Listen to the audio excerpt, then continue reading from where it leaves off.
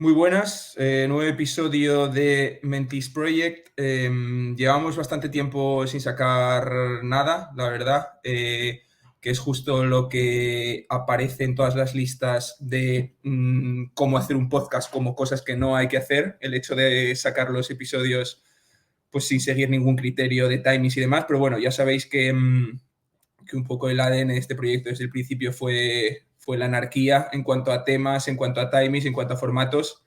O sea que seguiremos así y mientras yo sea el que dirige el proyecto, seguirá siendo así. Al final también un poco es lo bueno de hacer algo sin muchos objetivos o sin muchas pretensiones es que, bueno, pues te da la flexibilidad para sacar los podcasts cuando te apetece, cuando puedes, con los temas que te interesan en ese momento. Así que, bueno, así lo vamos a seguir haciendo. El tema de hoy, como lo pone el título que veis, es un podcast sobre Private Equity, introducción a Private Equity. He decidido hacerlo porque muchos por Twitter y por mensajes y demás me preguntáis mucho por el sector, porque obviamente pues, es una salida profesional y es una opción profesional muy atractiva para mucha gente. Muchísima gente me pregunta, tanta gente que viene de banca, como que está en la universidad, como que viene de consultoría, y yo pues sé un poco del tema, pero no sé tanto como para responder las preguntas que tenéis muchos de vosotros. O sea que he decidido hacer como un episodio con una persona que sabe mucho, mucho, mucho, mucho del tema, mucho, mucho, mucho del mercado en España. Entonces, cada vez que me volváis a preguntar sobre Private Equity, directamente os voy a forwardear al vídeo porque aquí van a estar todas las respuestas. Así que no me enrollo mucho más.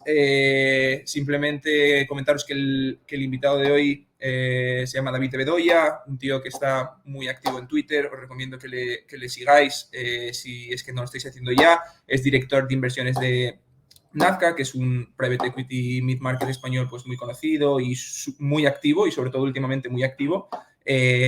Y nada, nos va a contar un poco cómo funciona la industria, cómo las últimas cosas que han ido pasando en España, cómo está el mercado ahora mismo, y hablar un poco de la carrera en private equity. Yo creo que es la mejor persona que puede responder a todas las preguntas y que nos puede contar esto. O sea que no me enrollo mucho más y invito ya a David.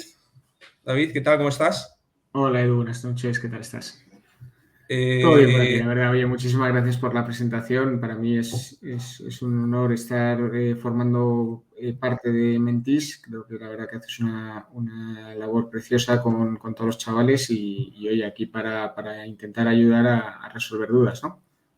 Perfecto, perfecto. No, y te agradezco también que lo hayas querido hacer, porque lo hemos estado comentando antes, que ha sido una semana bastante dura para ti. Ha sido una semana maratón en el sentido literal de la palabra. El domingo pasado, hoy estamos grabándolo jueves, el domingo pasado corriste el Maratón de Madrid con tiempazo, ¿no? Además, ¿cómo fue? Porque me fue curioso porque justo ese fin de semana estuve yo en Madrid y yo me levanté el domingo un poco a desayunar por ahí tranquilamente, medio de resaca, y me encontraba ahí la gente subiendo por Serrano.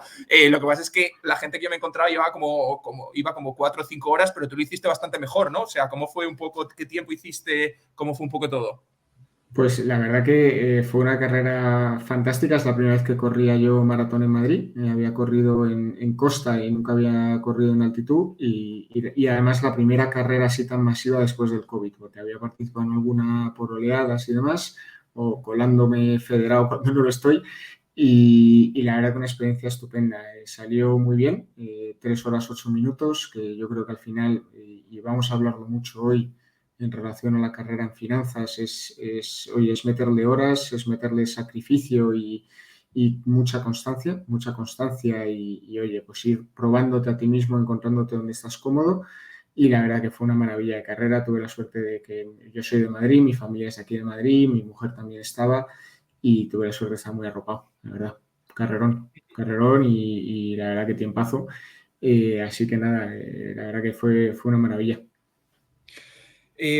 Vamos ahora a hablar muy, muy en detalle todo de private equity, de la carrera, del sector y demás, pero una cosa que me llama la atención es, o bueno, que me llama la atención o que tengo curiosidad es, al final el maratón es una disciplina casi da igual el nivel que tengas, lo que te requiere es mucha constancia, te requiere entrenar no a diario, pero probablemente 4 o 5 días a la semana mínimo habrás entrenado para hacer ese tiempo. ¿Dónde metes los entrenamientos en el día? ¿Y cómo lo encajas dentro de tu día a día profesional?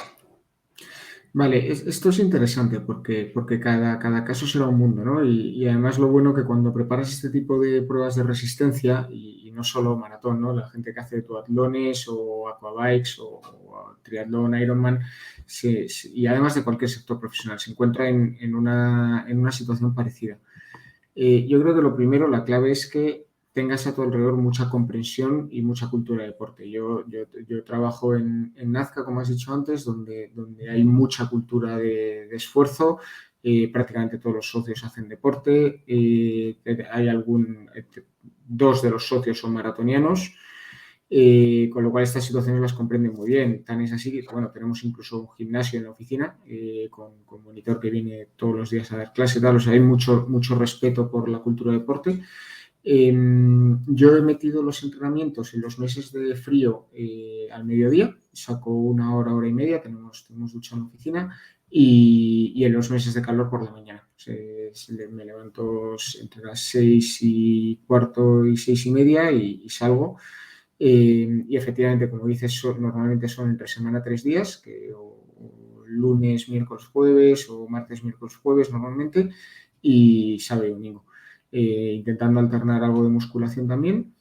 Y bueno, es verdad que una maratón, dentro de las locuras que puedes hacer, y estoy pensando en un triatlón, un Ironman, es más sencillo de preparar, porque entre semana con que le saques 3 horas y media, 4, vas bien, vas bien. Un Ironman y demás que le puedes estar teniendo que sacar 2, 3 horas al día es más complicado. Es más complicado. Es otro animal. No sé si te acuerdas, pero alguna vez nos cruzamos por el Retiro corriendo cuando yo trabajaba en City, que yo también salía alguna vez al mediodía cuando tenía tiempo y recuerdo que alguna vez nos hemos cruzado por ahí. Yo por la mañana no creo que me encuentres a las 6:30, pero sí, lo recuerdo. No, pues interesante. Pero sí, estoy totalmente de acuerdo que dentro de la dedicación que te requiere el maratón y la constancia, el hecho de que solo sea un deporte, que sea correr, es decir, que te pones las zapatillas, te corres, bajas al Retiro, te das una vuelta y te duchas y estás, es otro mundo respecto al tema del Ironman, de la bici, la piscina y tal, que es un rollo que te mueres. Pero bueno, está bien mantener el tema de la constancia y demás. Yo creo que a tema currer se aplica bastante también. Bueno, ahora hablaremos de ello. Oye, pues nada, si quieres, antes de hablar de private equity como industria, como opción profesional, vamos a hablar o vamos a dar un poco de contexto a la gente sobre ti, porque tú sí que has tenido una carrera, yo diría, bastante tradicional, ¿no? En cuanto a acceso a private equity. Recuerdo también, alguna vez he hablado contigo, que nosotros nos conocemos desde hace años, que incluso cuando estabas, no sé si incluso acabando la carrera o probablemente ya estabas trabajando, ya tenías tú el tema de private equity en la cabeza. Yo siempre, esto tengo algún recuerdo, yo tengo muy mala memoria, pero tengo flashes para algunas cosas y en concreto para esto tengo. Entonces, cuenta un poco lo que has hecho y en paralelo, cómo fue surgiendo tu interés por el mundo del private equity.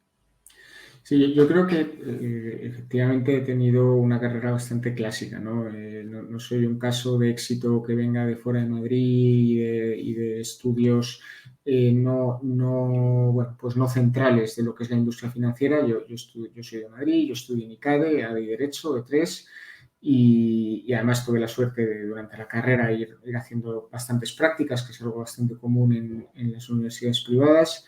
Probé el mundo del derecho, no me gustó, y probé el mundo de la consultoría estratégica. Tuve la suerte de trabajar fuera en Alemania, tal, la verdad, una gozada. Y cuando estaba en el último año de carrera, pues entré a trabajar en M&A por las tardes y noches en Madrid, en una boutique.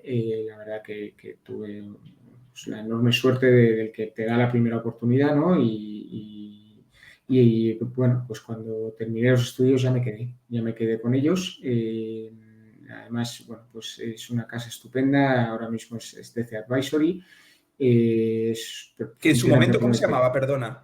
¿Se Montalbán, llamaba? Atlas Capital, porque era un partnership. En su momento eran 7 socios que ahora se han integrado dentro de DC, que es una filial de Daiwa, el banco japonés.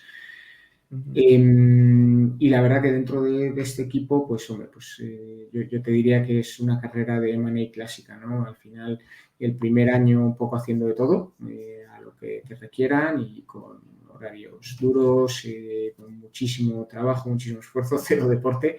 De hecho, además, justo pues yo tuve la suerte de encontrar piso cerca de la oficina de Cesta en el Retiro.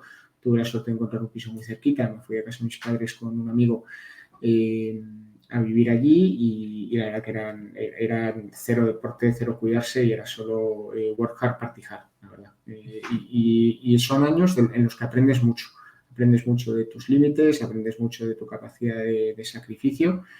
Y estuve con ellos pues 3 años, ¿no? Donde pues por una serie de casualidades me fui pegando mucho a un socio que era el que trabajaba con Private Equities en España. Y con el que al final, pues los 2 últimos años allí hice todos los proyectos.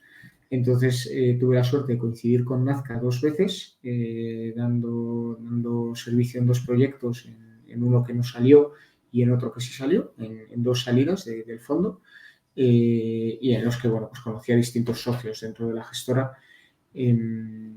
Y bueno, pues quedó allí mi nombre, les debí causar una buena impresión que cuando organizaron un proceso en un momento en el que levantaron capital, en el año 2016, organizaron un proceso de selección para encontrar un analista junior.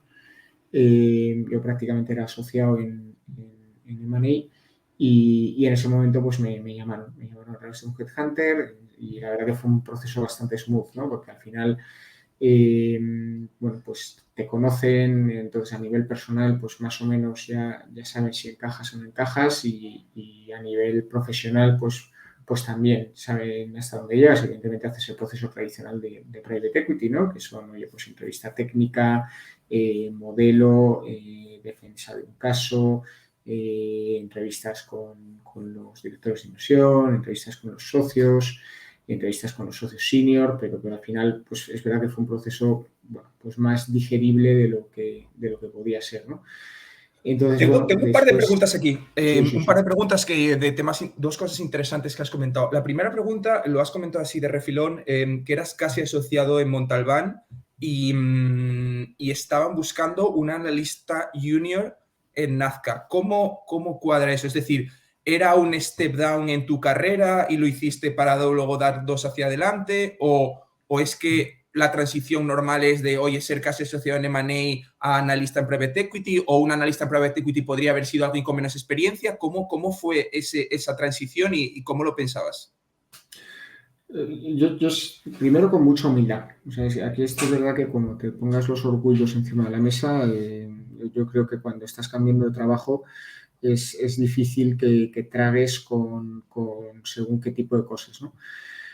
Después, reconociendo que no vas a hacer el mismo trabajo. O sea, es verdad que estás en la industria financiera, pero yo sabía perfectamente qué cosas pues no tenía know-how que traer encima de la mesa, ¿no? Y particularmente dentro de la elaboración de una tesis de inversión y la ejecución de un proyecto en private equity, pues yo todo lo que tiene que ver con lo que se trabaja más en consultoría estratégica, mercado, análisis de un modelo de negocio, entendimiento de ventajas competitivas, tal, pues en private equity, en M&A a lo mejor tú tienes mucha fortaleza en valoración de empresas, construcción de modelos, organización y entendimiento de un proceso, seguimiento de una due diligence, etcétera, etcétera, pero hay otras que no, ¿no? Entonces eso yo lo asumí de manera natural, pero efectivamente, oye, yo lo veía más como una oportunidad de entrada en un private equity que sabía oye, que al final en España es verdad que el mercado evolucionó mucho, pero en aquel momento habría en mid-market en España unos 20 fondos, de los que en Madrid se dan unos 16, que levantan fondo cada 4 o 5 años y que es cuando tienen necesidades de contratación. Entrar en una de las ventanas que se abren para alguien que no tiene MBA, por tanto no tiene acceso a el Alumni Network de un MBA, ni tiene acceso a las oficinas de recruiting de un MBA, pues el abanico de oportunidad que tiene ante sí para entrar en Private Equity es mucho menor. Además, si descartas de plano, porque yo tenía mi vida aquí con la que ahora es mi mujer y mi familia aquí y demás, si descartas de plano la opción de irte fuera, pues las opciones que se te quedan son muy poquitas, ¿no? Entonces, oye, pues es entrar desde abajo, porque luego a nivel ya VP o director de Money, es más raro que puedas entrar en la industria de private equity porque por lo general son gestoras pequeñas que se basan en la confianza entre los empleados y esa confianza te la ganas con muchos años, mucho roce y aprendiendo desde el principio cuál es la cultura. La cultura también, o sea, es confianza, es mezcla de confianza y cultura. La cultura en todas las gestoras, tanto las que yo vi como asesor en su día, como las que me encuentro ahora como competidores, como en mi propia casa, la cultura es muy fuerte y la cultura no significa ni las cervecitas de los jueves, que también significa eso, ni cómo te lleves en la oficina, significa sobre todo cómo te enfrentas a un problema en el trabajo. Cómo te enfrentas a una oportunidad que te surge, a una discusión con un directivo, a un problema en una participada, a una oportunidad en una participada, cómo te enfrentas. Y cada casa tiene una cultura que es un mundo y cuando una gestora se enfrenta a contratar a alguien, pues hombre, prefiere que sea alguien que haya crecido desde dentro de la casa y que diga, oye, esta persona va a funcionar bien como directivo el día de mañana, a alguien que tenga que fichar con 10 o 12 años de experiencia, bueno, pues que seguramente va a tener más roces culturales, ¿no? Entonces yo creo que sí que hay parte que es de manera natural ese step down y, por ejemplo, lo observo también con gente que me viene de MBA, que, bueno, se podría decir que sobre el papel y posiblemente sobre la práctica está sobrecualificada para su primer proyecto laboral en un buy side, posiblemente, en la mayoría de las ocasiones. Vale, o sea, yo aquí, yo creo como conclusión aquí me quedo de, oye, si te quieres mover a private equity desde banca, desde Money, pues probablemente el momento ideal sea pues con un par de años de experiencia de analista hasta tus años de asociado, pero a partir de ahí pues es más complicado por los temas que acabas de comentar, que acabas de explicar perfectamente. Yo creo que es por la conclusión, ¿no? De alguien que lo esté pensando.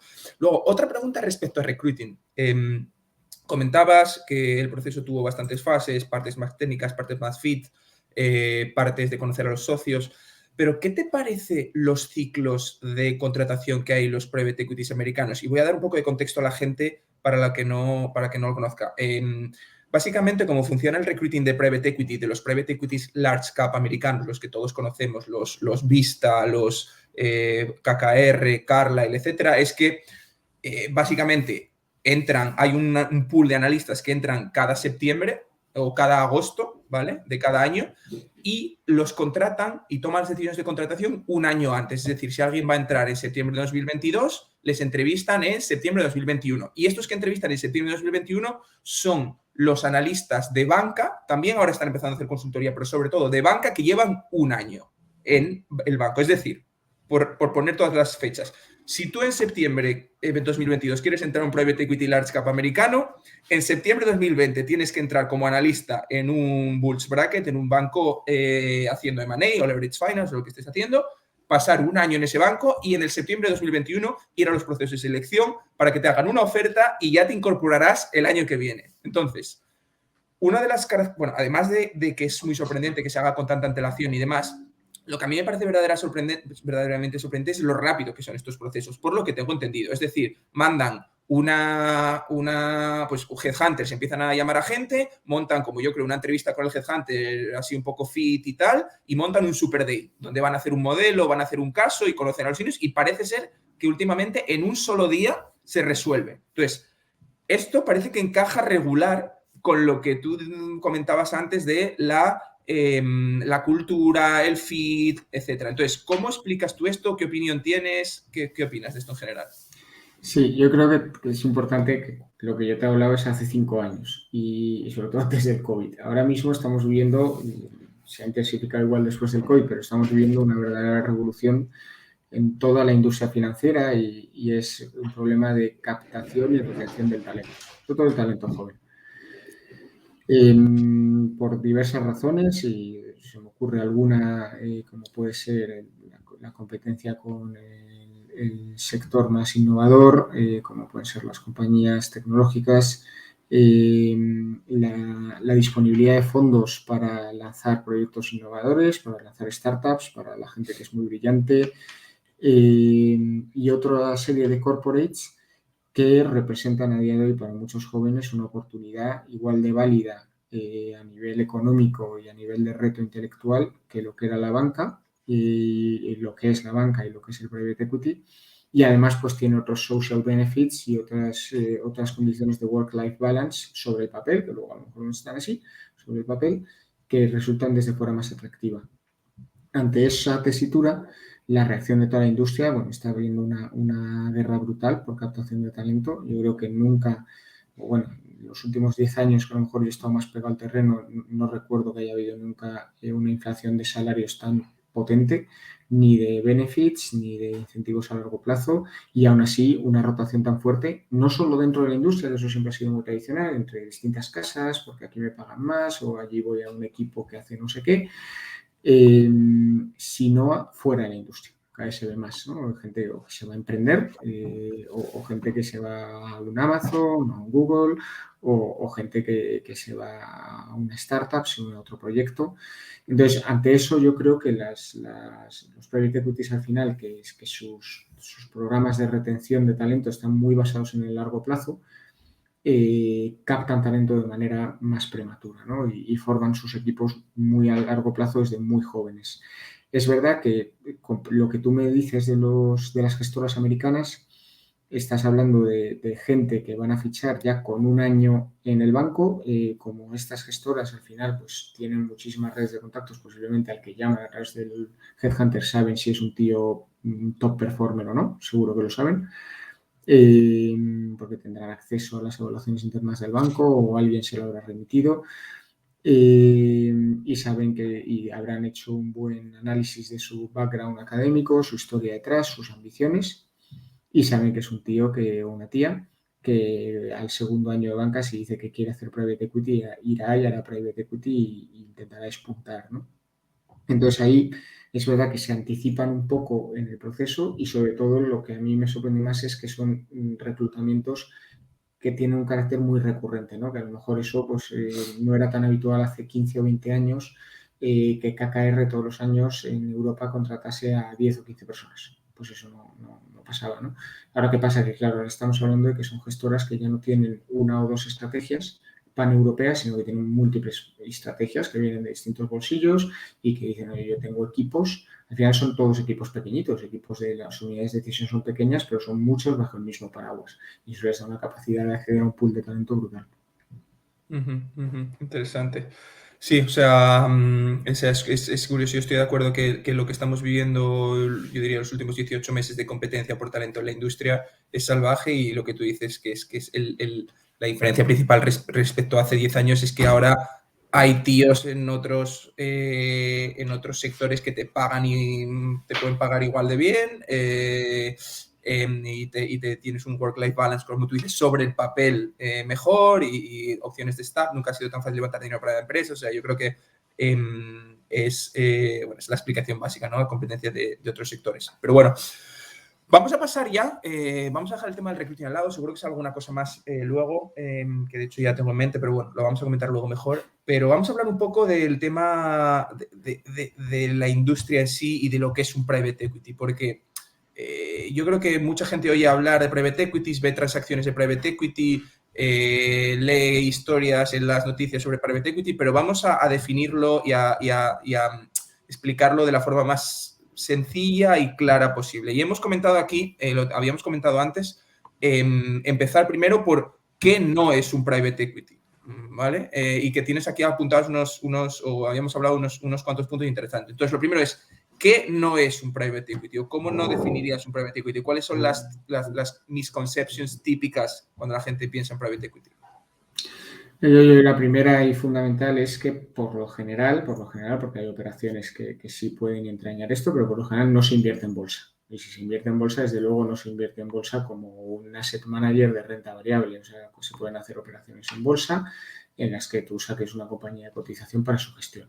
Pero no se invierte en bolsa porque al final un private equity es un fondo de capital cerrado con inversores limitados, que tiene un mandato de dar un retorno durante un periodo de una serie de años y un retorno que no provenga, al final puede provenir, yo creo que no provenga de los vaivenes del mercado financiero, con lo cual no es un rol de inversión en bolsa y es un rol, y además que si invierte en bolsa, como te decía, normalmente es para sacar una compañía de cotización, hacer una serie de cambios en ella o mantenerla fuera de cotización y tener control de alguna manera como inversor sobre la misma. Con lo cual, un private equity, aunque haya estrategias de private equity que se apliquen a la inversión bursátil, no es un inversor de bolsa. No solo por la gestión y lo que hagas con la compañía cuando inviertas en ella, sino también por tu capacidad de generar la oportunidad. Al final, generar una oportunidad en bolsa pues requiere estar haciendo muchísimo screening de compañías de distintos sectores que has podido identificar atractivos, posiblemente te vayas a guiar por ratios financieros que has sacado, te vayas a guiar por compañías que conozcas más o mejor a lo largo del know-how que has acumulado durante una serie de años. Y en private equity, por lo general, el approach a una oportunidad de inversión, aunque también haces mucho screening y demás, no tiene nada que ver con el approach a una oportunidad de inversión en bolsa, donde a lo mejor tú tienes pues, una compañía que has valorado me lo invento, a 5 y de repente ves que en bolsa está a 2, pues por lo que sea los mercados han bajado y tienes un go directo cuando en private equity ese tipo de situaciones no sean tanto porque hablas con el propietario directamente, negocias. Al final, la realidad es que yo de bolsa sé muy poco, esa es la verdad, y sé de bolsa, pues, y te diría que es algo bastante común en el sector. Sabes los basics, conoces cómo se cotiza, conoces cómo se llega al valor de las compañías que cotizan, pero no estaría capacitado a montarme una gestora de renta variable y empezar a buscar oportunidades, construir una cartera, balancearla, ver cómo la comparo o no la comparo contra el mercado, etcétera, etcétera, ¿no?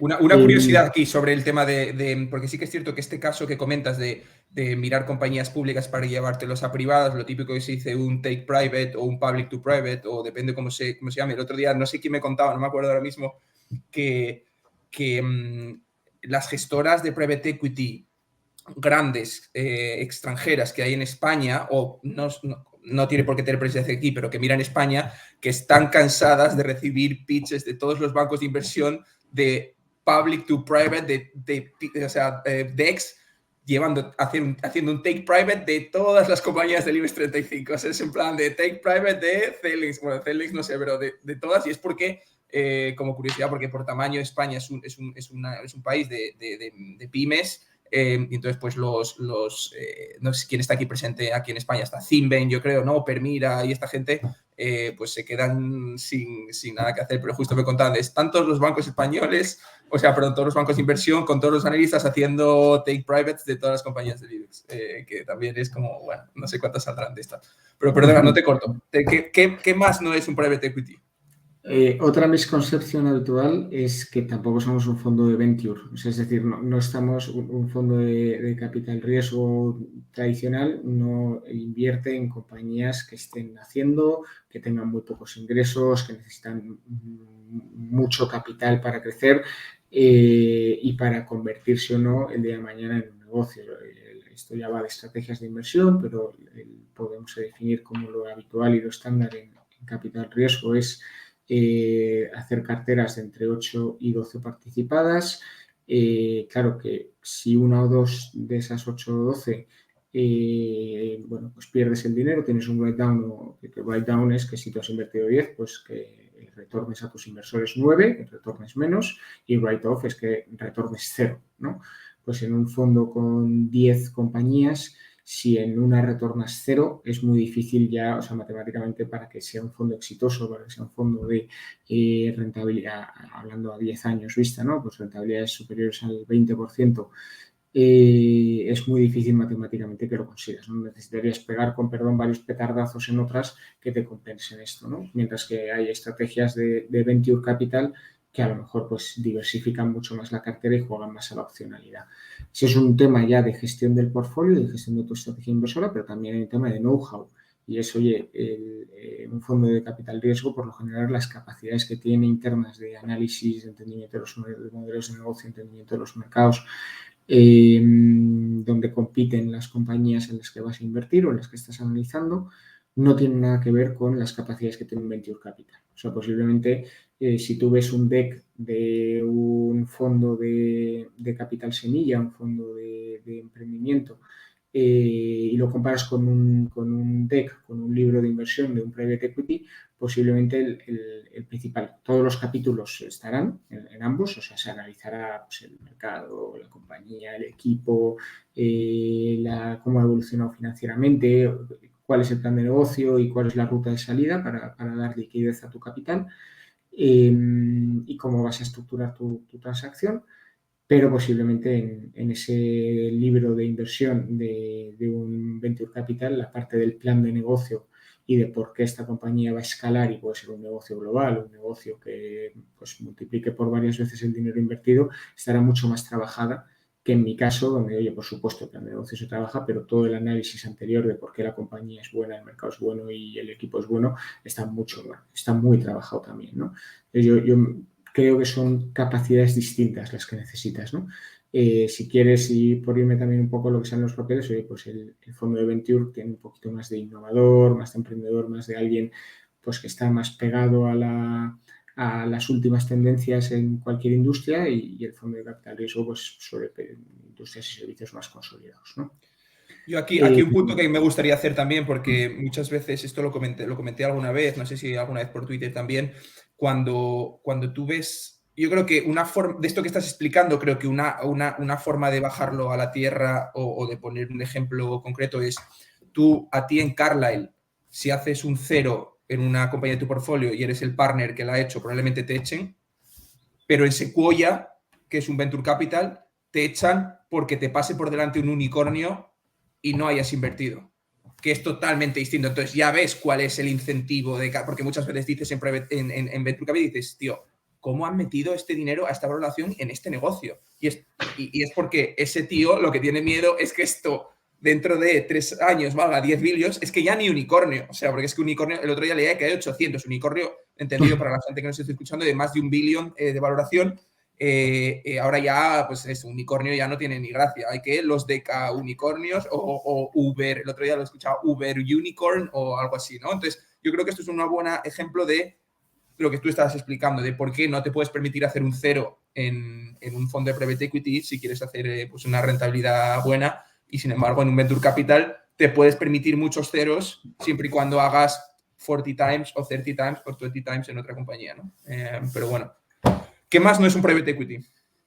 Si estamos hablando de inversión en equity, no es un fondo de deuda, es decir, no prestamos dinero. Es verdad que puedes, y de hecho normalmente en el mandato que tienes con tus inversores lo sueles tener prohibido, prestar dinero, salvo que sea como parte de tu operación de entrada en una estructura de capital en una empresa, pues que, oye, pues tú hagas un mix de deuda y equity, pero normalmente está bastante capado.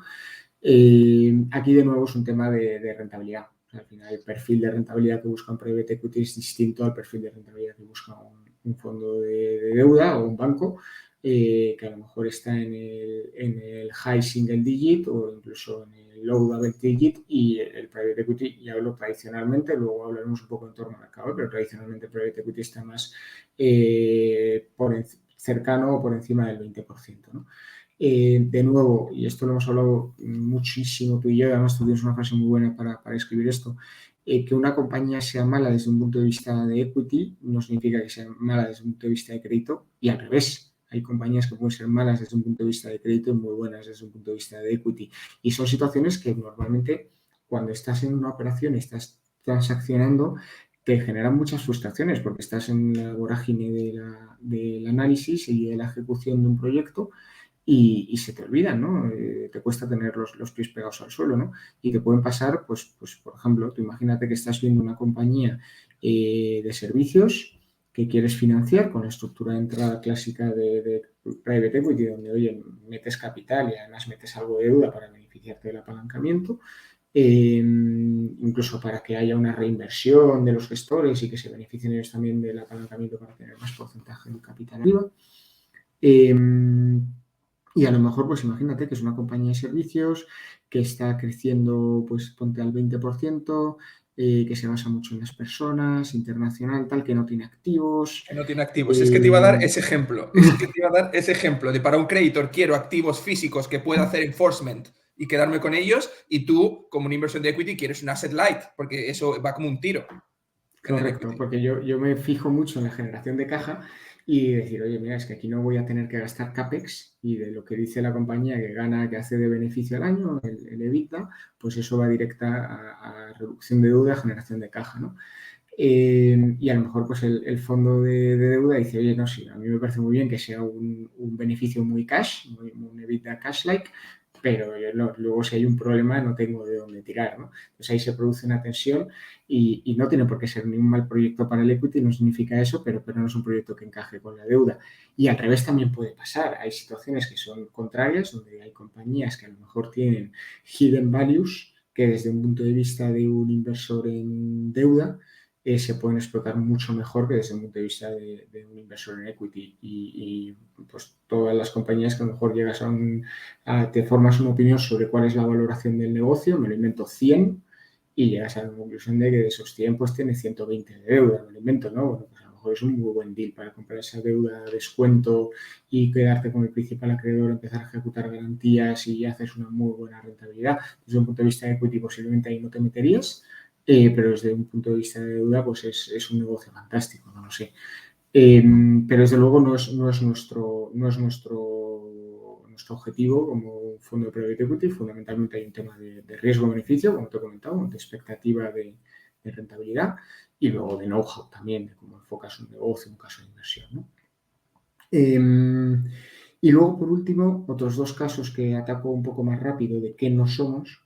No somos empresarios. Nos encantaría y nos encanta a todos decir que ayudamos a los equipos directivos a crear valor, que podemos saber mucho de una determinada industria. De hecho, cada vez más surgen fondos especializados en determinados sectores, un fondo de pharma, un fondo de life science, un fondo de industria, etcétera, etcétera.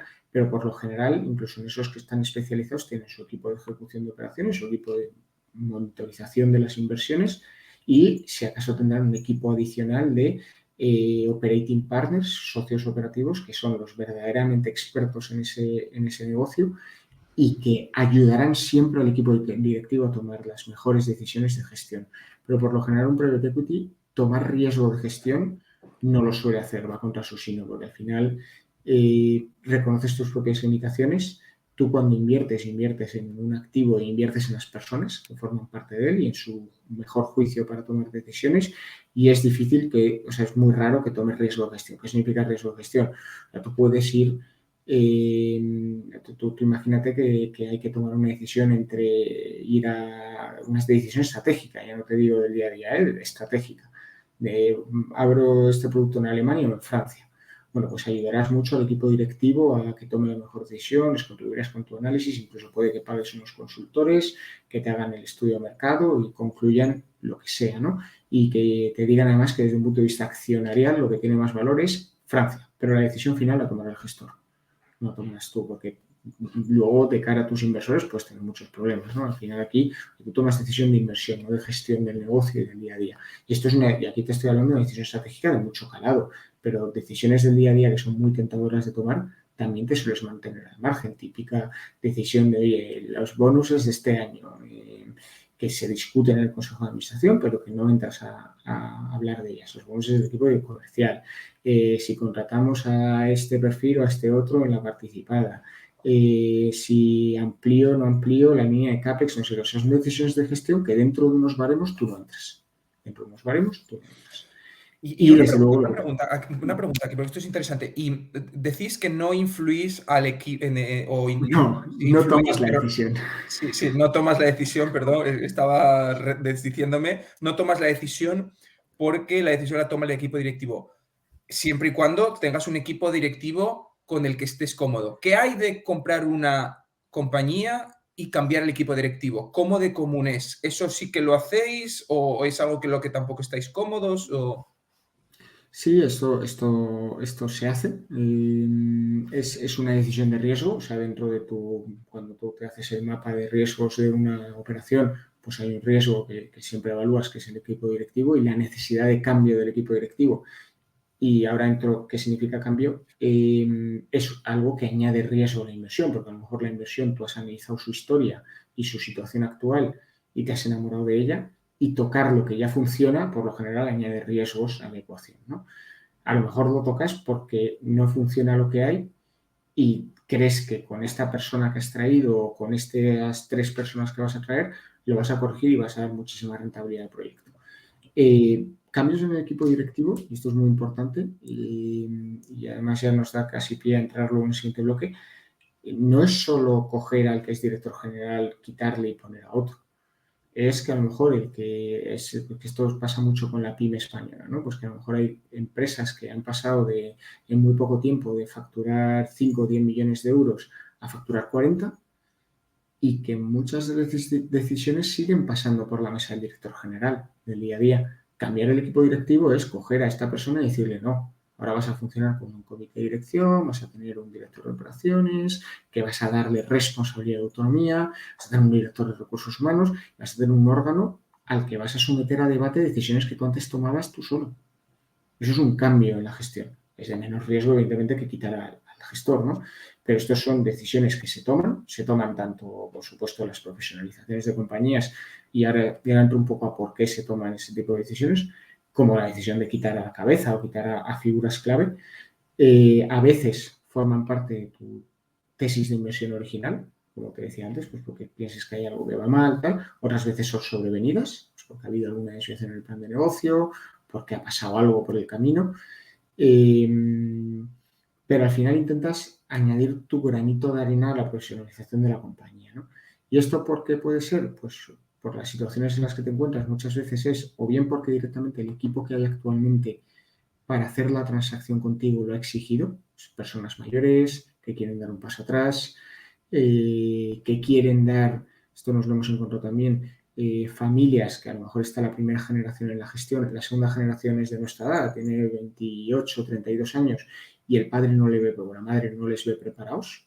Dicen, mira, yo quiero hacer una etapa de transición para mis hijos de 4 o 5 años en el momento en el que el negocio sé que está creciendo mucho, con alguien que sepa hacer estas cosas y que vaya acomodando un equipo alrededor de mi hijo que le vea si puede emerger o no como futuro director general del negocio cuando dé otra vuelta a otro private equity. Esto lo hemos hecho. Situaciones donde a lo mejor bueno, pues hay alguien que directamente vende y se va, como te decía, que forma parte de tu deal original. O situaciones donde a lo mejor, que esto también nos ha pasado, has comprado una compañía de este tipo, que el director general tomaba todas las decisiones él, y has ido a hablar con los compradores que el día de mañana te comprarán el negocio y te han dicho, oye, esto me gusta mucho el negocio, pero yo soy una compañía multinacional francesa y aquí necesito que haya un comité de dirección autónomo, que el día de mañana tenga un country manager, que el día de mañana esto forme de una manera burocrática que se enganche bien a mi organigrama de París y esto está montado así o no compro. Bueno, pues ya te puedes poner las pilas para comprar, para montarlo si es que quieres que este sea el comprador, ¿no? Entonces, todos estos cambios en el equipo directivo se hacen y forman parte de ese riesgo bueno, pues es casi un riesgo de gestión, pero al final el tío que eliges es el que toma las decisiones. Has dicho una cosa muy curiosa y es que no tomamos la decisión, pero sí influimos en ella. Claro que influimos en ella, incluso a veces puede parecer que manipulamos, ¿no? Que ponemos todas las cartas encima de la mesa que enseñan el camino que queremos que lleve el tío.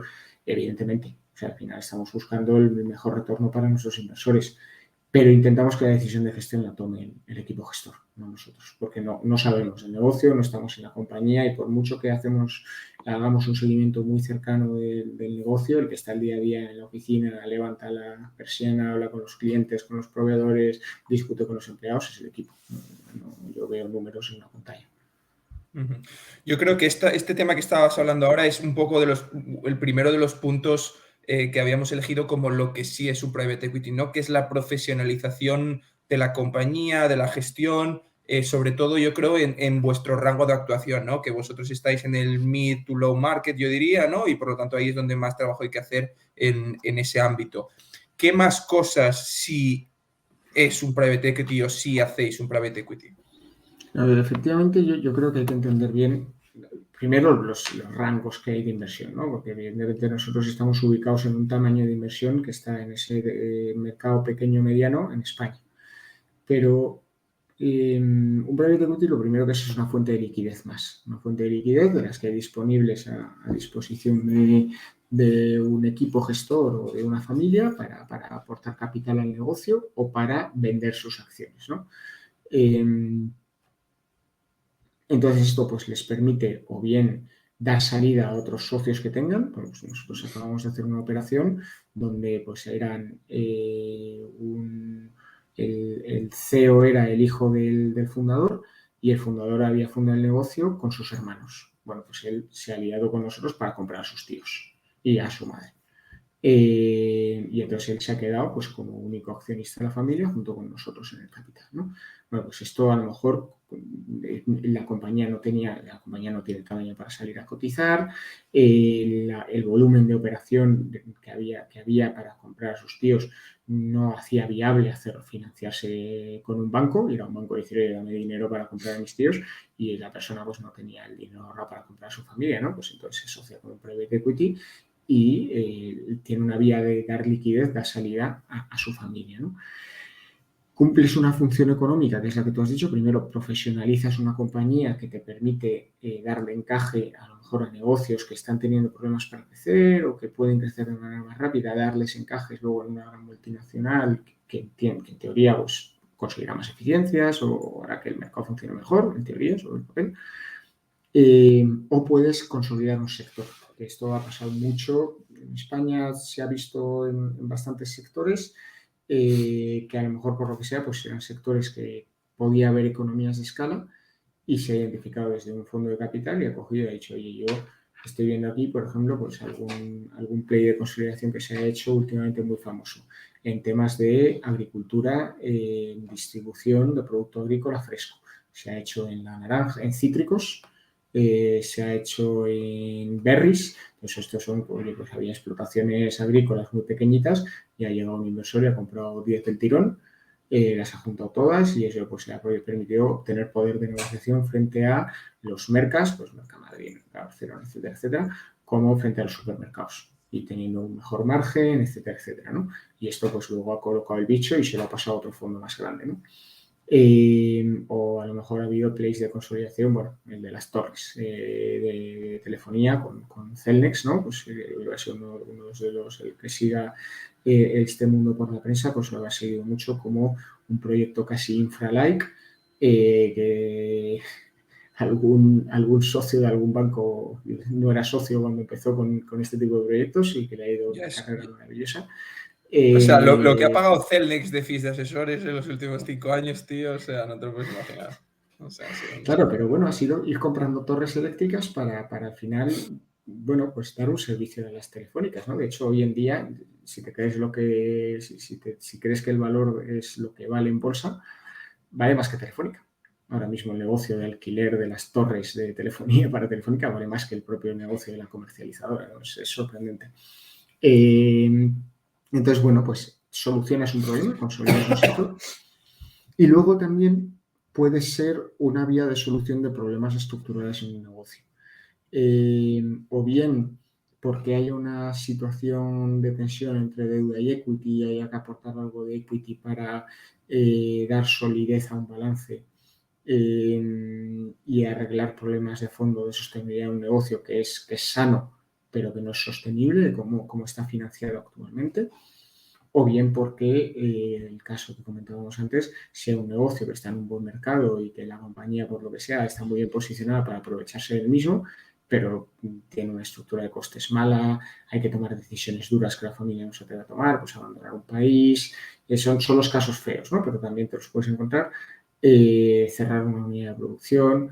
Entonces, oye, pues aportas una solución con capital a problemas de cuenta de resultados o problemas de balance, ¿no?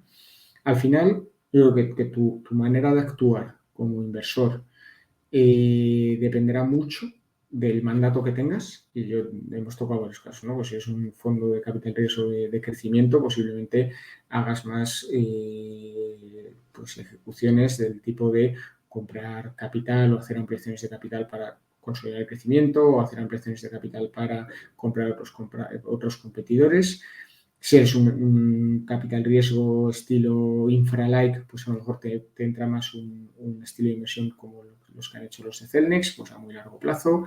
Si eres alguien de special situations, pues a lo mejor eres alguien que identifica compañías que por lo que sea están atravesando una mala situación y se va a remangar y va a intentar solucionarla.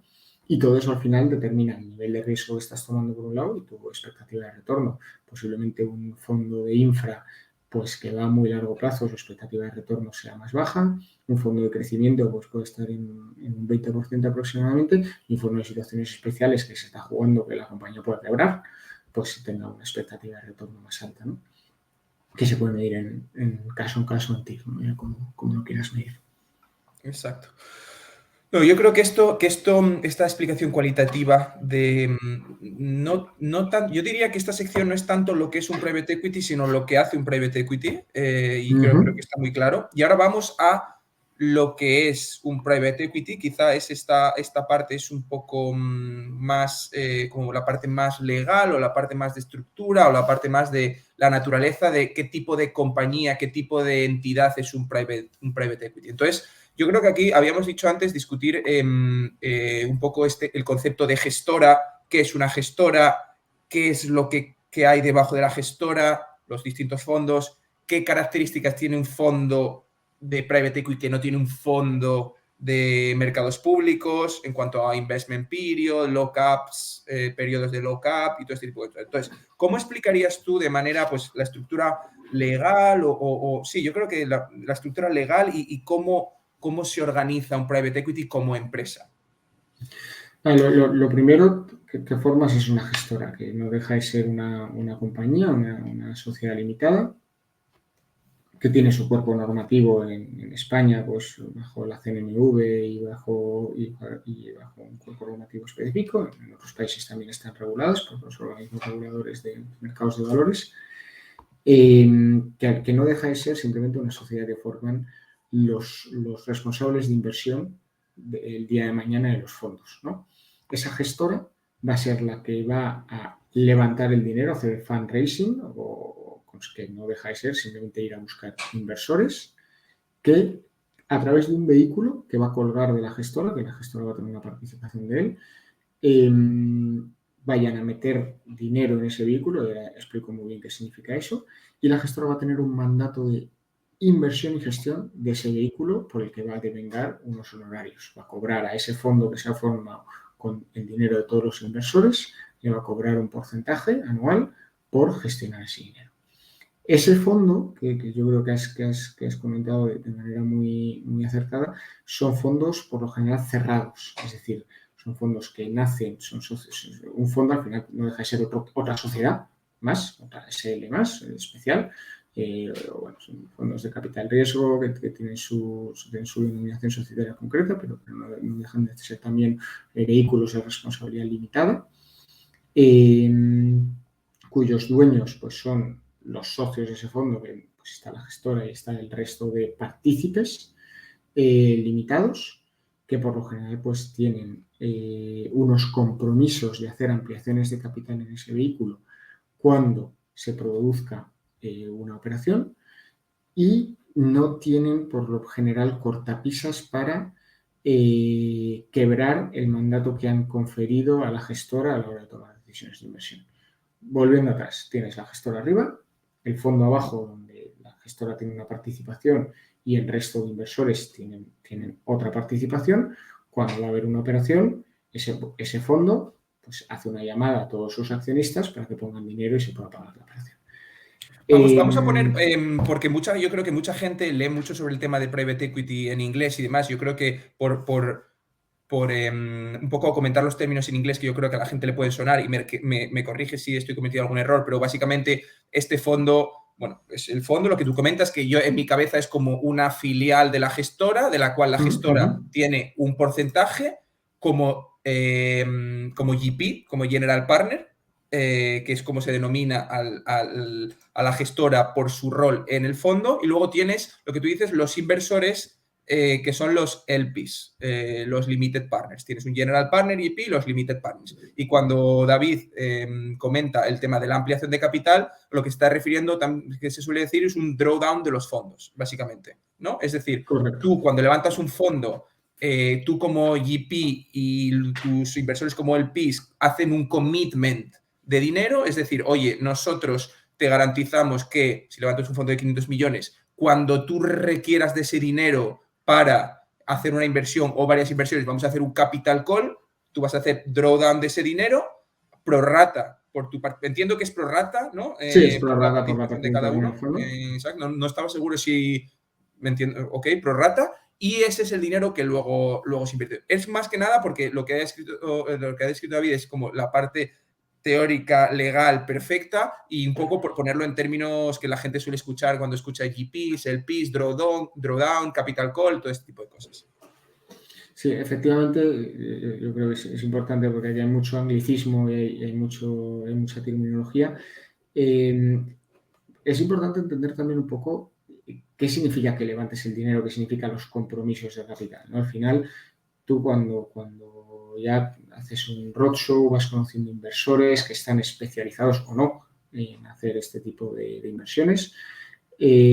Finalmente esto se transforma en un acuerdo donde se hace este compromiso, donde oye, se hacen unos compromisos mutuos, ¿no? Entre los inversores por un lado, los LPs, los socios limitados por un lado, y por otro la gestora, el GP, ¿no? Esos compromisos, pues desde el punto de vista de la gestora, oye, pues te puedes imaginar todos los de diligencia debida, auditoría de las participaciones, valoraciones de mercado, lo que sea, ¿no? Se hace ahí una serie de compromisos, se regula en ese contrato las condiciones de remuneración, que ahora entramos un poco al detalle, y por la parte de los LPs se regula sus condiciones de desembolso de los fondos, a qué porcentaje va cada uno, con qué antelación tienes que avisarles para que te hagan los drawdowns y qué vetos pueden poner, si es que pueden poner alguno, que por lo general no, a un drawdown dentro de los límites establecidos, ¿no? ¿Qué límites se suelen establecer? Límites de ponderación de riesgo, o sea, por lo general, pues si tú vas por el ejemplo que has dicho antes, un fondo de 500 millones, pues posiblemente tenga una cantidad mínima a invertir y una cantidad máxima a invertir por operación. Entonces, pues a lo mejor se dice pues, un fondo de 500 millones bajo la premisa de que en ninguna operación vas a meter más de 100, me lo invento. O que si quieres meter más de 100 millones del fondo, pues necesitas pedir un consentimiento especial. Y tienes que juntarnos a todos los inversores y necesitas un porcentaje de voto, pues, incluso de la unanimidad, no lo sé. En cada caso será un mundo, ¿no? Y regula también, pues eso, un poco cuáles son las penalidades que se hacen entre los LPs si uno falla.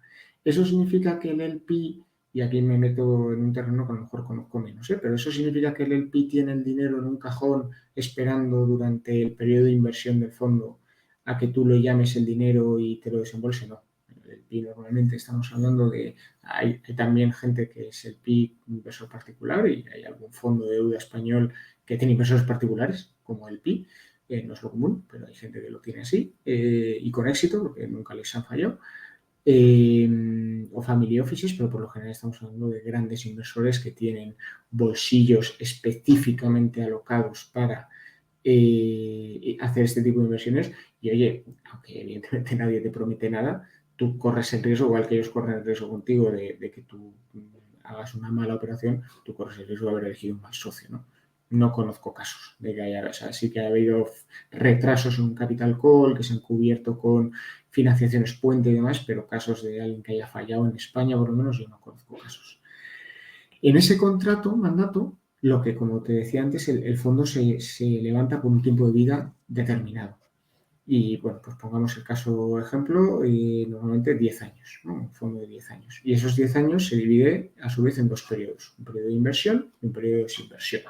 Entonces, el periodo de inversión es simplemente, oye, el periodo en el que tú puedes pedirme dinero, a mí como inversor, y un periodo de desinversión donde ya no me puedes pedir más dinero, salvo un consentimiento especial. El periodo de inversión normalmente son 5 años, 5 años de desinversión. Siempre se establecen prórrogas, siempre tal.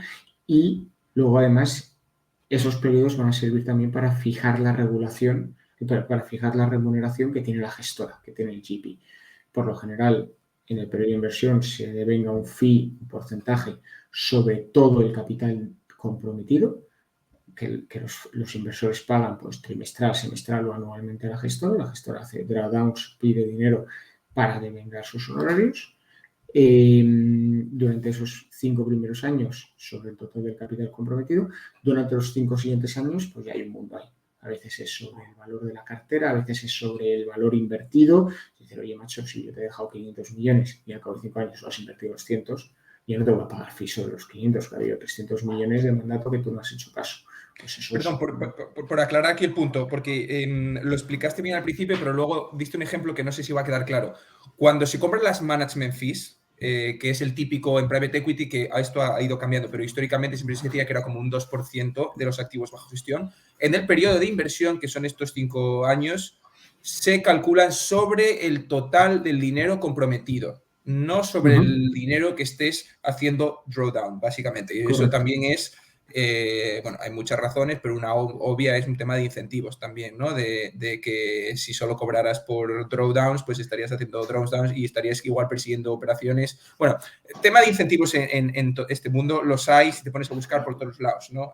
Y es complicado que no generar incentivos perversos de una manera u otra, pero bueno, este sería uno muy claro. Pero perdona, porque simplemente para aclarar que es sobre el dinero committed, pero luego a partir de él, una vez se cierra el periodo de inversión, significa dos cosas. Uno, que como tú decías, a menos que haya un consentimiento específico, tú no puedes forzar un LP si tú pides un drawdown fuera, o si haces un capital call fuera del periodo de inversión, no está obligado a dártelo, eso por un lado. Segundo, y esto es otra pregunta que te quería hacer, una de las cosas que yo he visto y he comentado con gente es que si tú inviertes dentro del periodo de inversión y haces un exit de una posición dentro de ese periodo de inversión porque has tenido una salida muy rápida, lo ideal, bueno, no sé si lo ideal, pero hay veces que te permiten recolectar ese capital, hacer un recycle del capital y otras veces que no. No sé si puedes explicar un poco el tema este del recycle de capital y si es lo común, si no es lo común, ventajas, inconvenientes, qué prefieres como gestora, etcétera. Aquí ya me olvido de lo que es lo habitual porque justo este tema me he encontrado con distintas regulaciones en un montón de sitios en cuanto a timings y demás. Pero bueno, sobre el papel, es lo que tú has dicho. O sea, tú imagínate que has comprado una compañía en tu primer año de mandato, en el año 2020, ¿no? Y has invertido 10. Y en el año 2022 la vendes por 22. Ahora has sacado 12 de plusvalía.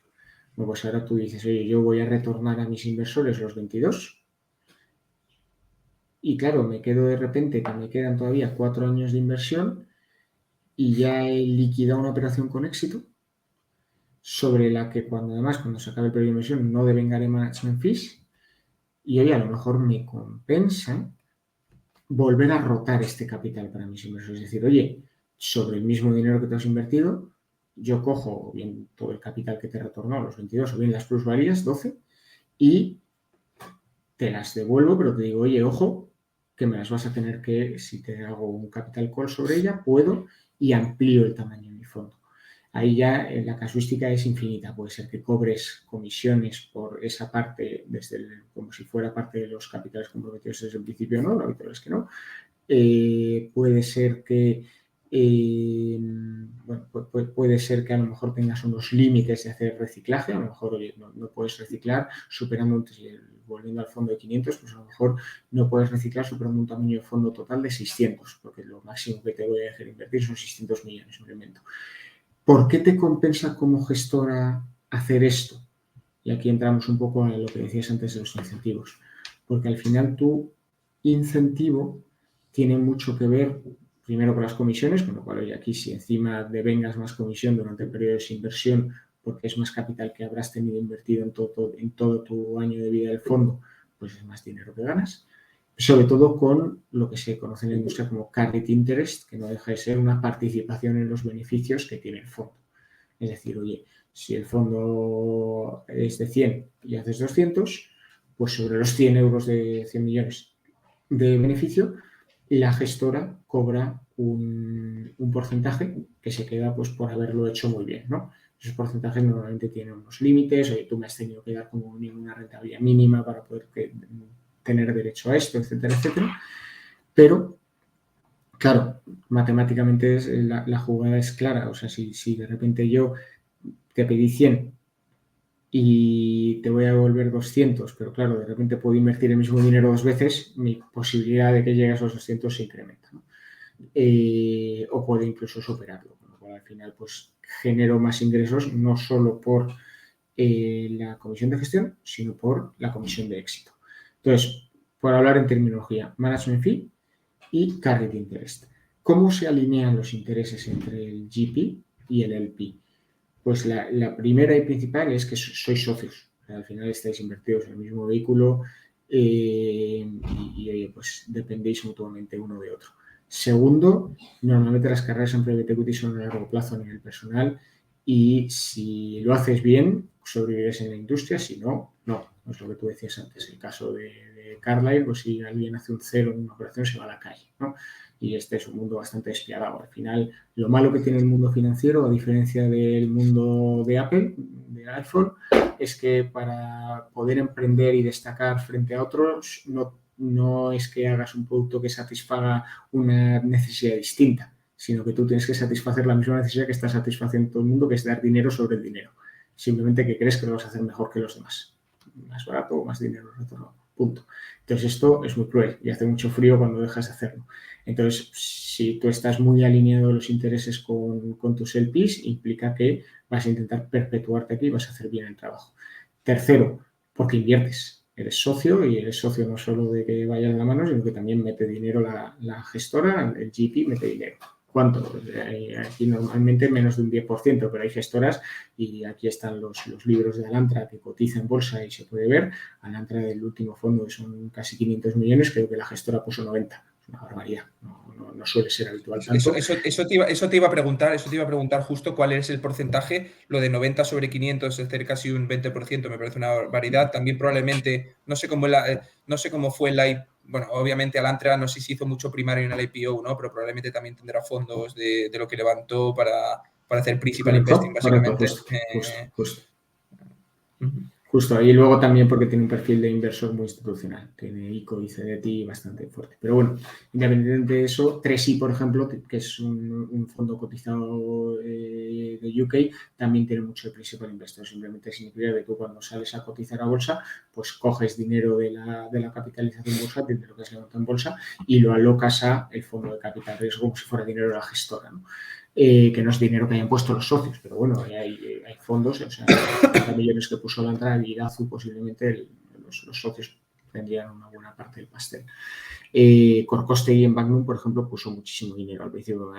No es público, pero el primer fondo que lanzó Magnum allá por el año 2008, que fue el fondo más grande de la historia de España, fueron 800 millones de euros. Corcostein financió de su bolsillo, dicen que hasta un 20%. No se sabe cuánto es, pero dicen que hasta un 20% él solo. En cualquier caso, estás alineado porque inviertes y están tus intereses puestos encima de la mesa y luego estás alineado por este sistema de incentivos de participación en los beneficios. ¿Y eso qué significa? Pues que a lo mejor tú te comprometes a que a partir, o los inversores se comprometen contigo, que a partir de determinado nivel de rentabilidad los repartos ya no son a prorrata. Es decir, que si tú tienes un 10% del fondo como gestora y es un 90%, cada euro adicional no va 0,1 para ti y 0,9 para ellos, sino que el incremental se va a repartir de otra manera. Normalmente lo que se suele decir es un 20%, no el estándar. Es decir, oye, yo a partir de que te he dado un porcentaje de rentabilidad anual, neta de todo, neta incluso de este incentivo, neta de las management fees, neta de todo, yo me quedo una parte de la tarta mayor, ¿no? Y esto forma parte del, por lo general, el gran incentivo del private equity, que es donde aquí de verdad la gente pues le puede ir muy bien económicamente. Y es, oye, pues si yo he comprado una compañía, bueno, más que una compañía es todo el fondo. Si he invertido todo el fondo 100 y he sacado 200 en 6 años, muchísimo éxito, ¿vale? A nivel de rentabilidad. Más que duplicado en 6 años, mucho éxito a nivel de rentabilidad. Si estamos asumiendo una expectativa de retorno para tus inversores que a lo mejor está fijado ese mínimo en un 8%, lo has más que sobrepasado y a lo mejor tienes derecho sobre los 100 millones de plusvalías a quedarte para la gestora, ponte pues 20 millones de euros. Claro, 20 millones de euros en una gestora con pues, un fondo de 100 millones, a lo mejor son 7 trabajadores, pues échate las cuentas. Sí.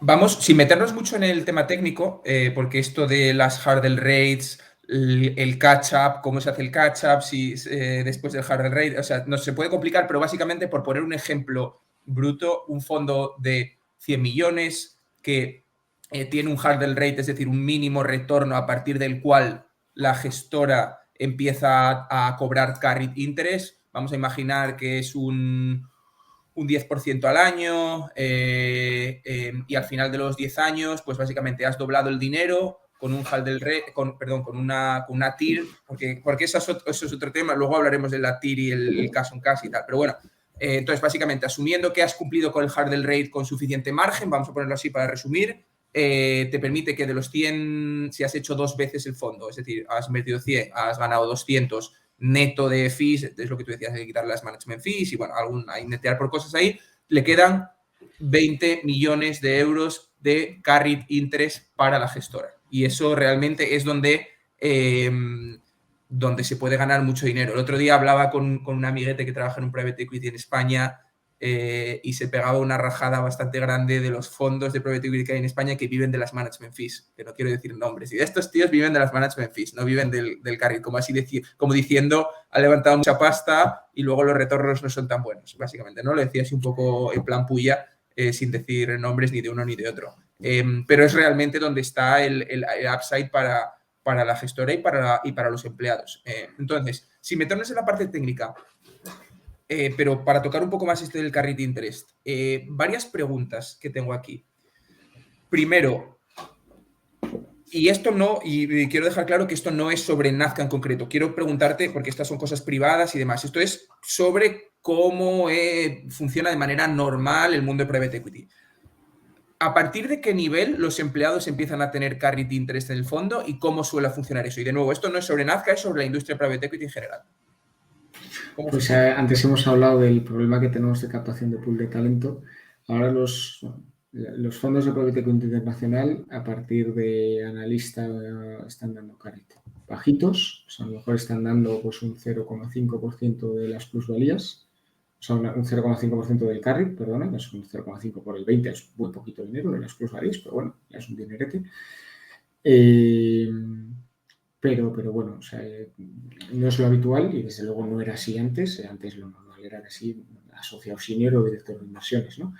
Pero cada vez se da antes. Al final el carry lo que tiene, y ahora explico un poquito mejor, lo que tiene es que funciona muy bien como un incentivo a muy largo plazo.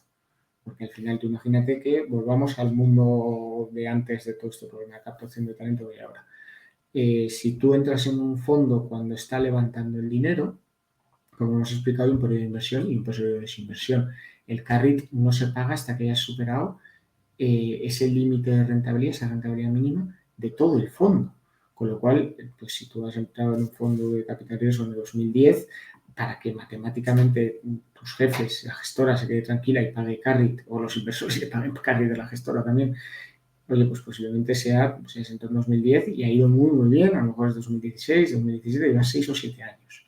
Claro, antes, pues si tú firmabas un carry en 2010, ya de esa manera tus jefes se aseguraban que, oye, que estarías a largo plazo con ellos. Una manera de retenerte. ¿Qué ha pasado? Que por el camino lo que ha surgido es primero la figura de que cada vez será carry más joven para retener más talento y atar a largo plazo. Y segundo, cuando ha habido cada vez más competencia, una cosa que solía pasar antes es que, oye, que yo te compro tu carry. Si te quieres ir a un competidor, pues tú me dices que tienes un carry de venga o que crees que vas a cobrar un carry dentro de 3 años de 100, pues oye, toma, te pago el 60 y te vienes conmigo, ¿no? Entonces, eso lo que ha generado es que haya lo que se llama en la industria un vesting. Y eso, oye, bueno, pues en vez de hacer eso, pues a lo mejor lo que hay es, oye, como parte de tu remuneración, si sales a partir de X años, pues te doy un porcentaje del carry que se haya generado. Eso ya es para ti, es de Durriera, eso no te lo va a quitar nadie.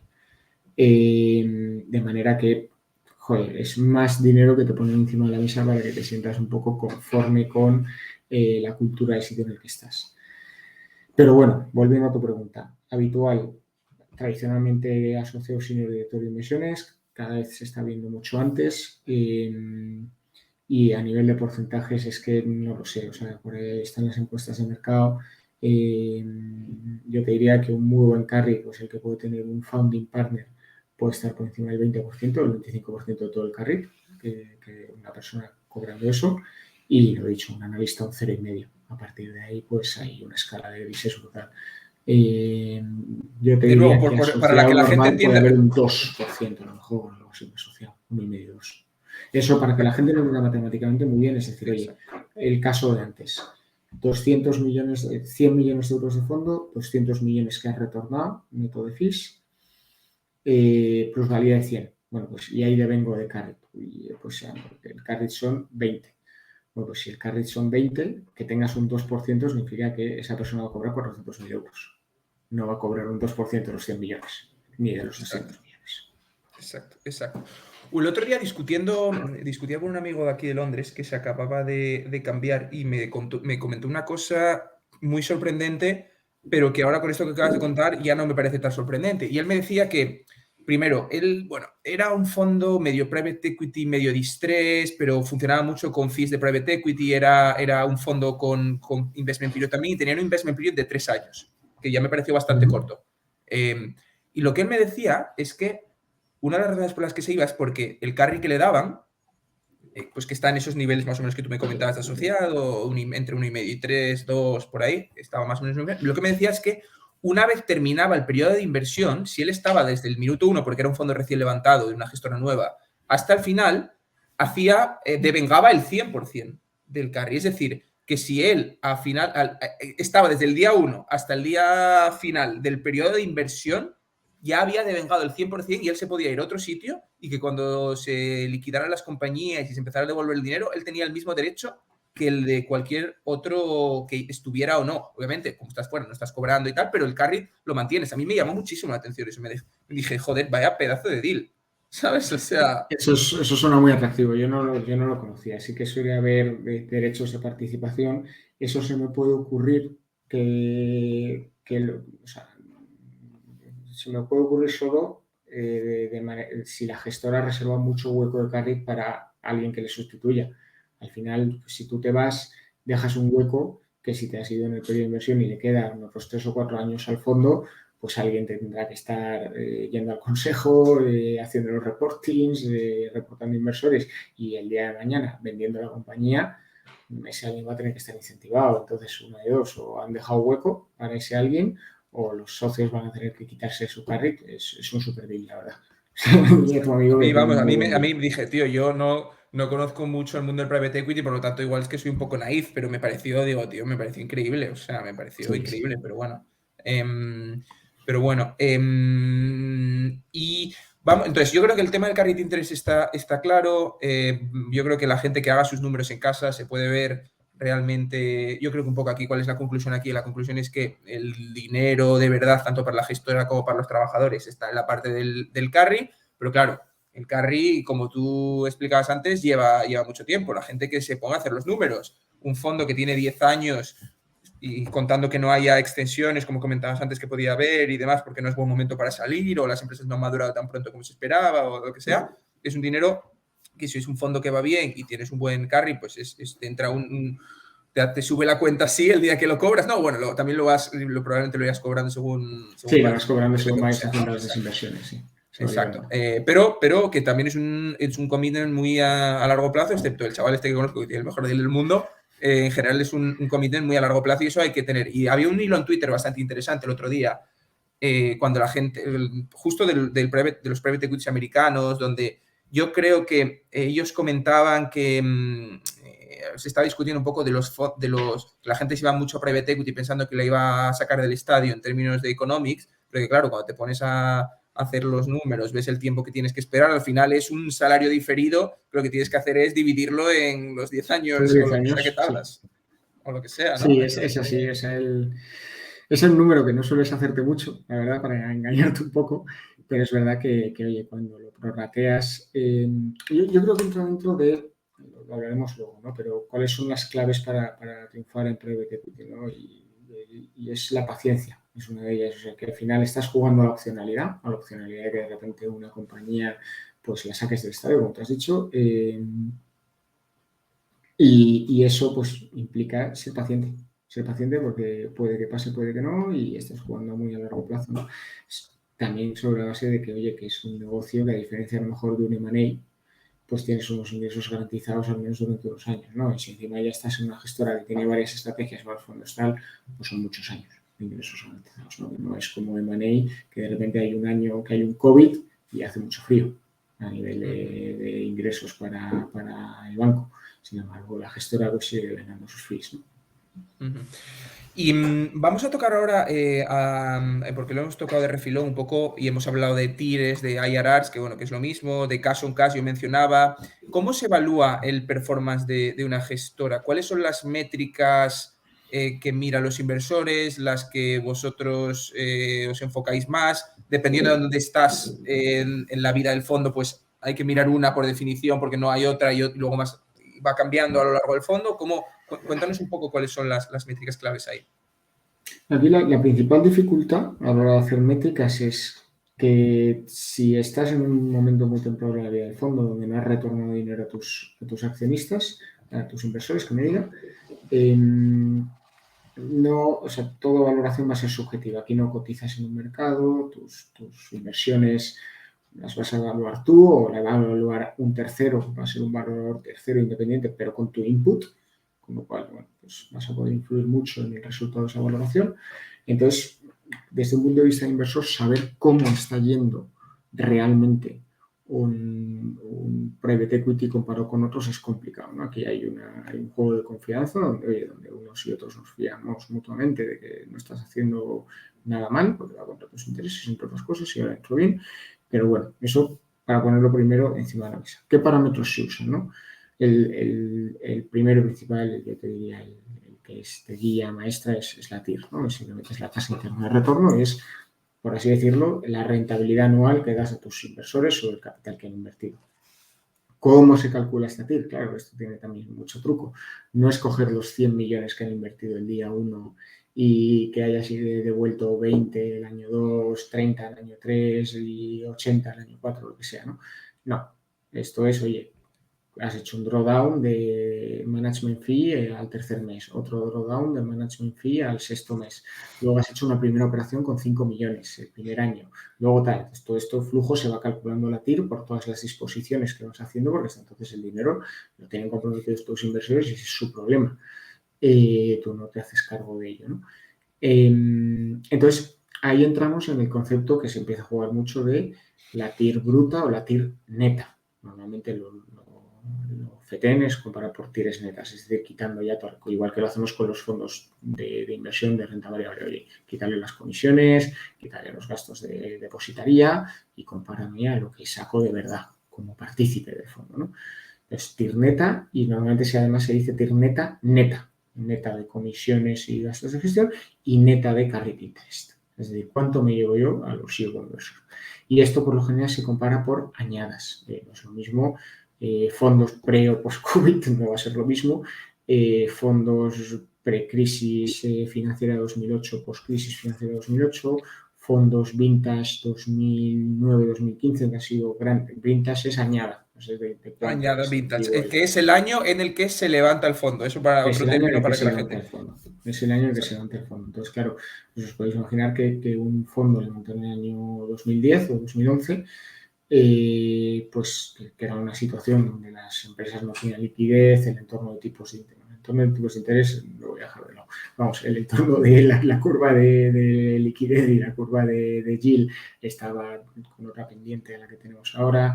Las valoraciones de las empresas, si tú coges la valoración del SPI, pues usas las típicas métricas que puedes usar, los PERS o la que quieras usar, pues estaba mucho más baja de lo que está ahora. Entonces son momentos donde había mucha menos competencia en el mercado, había menos liquidez disponible. Han sido añadas muy buenas.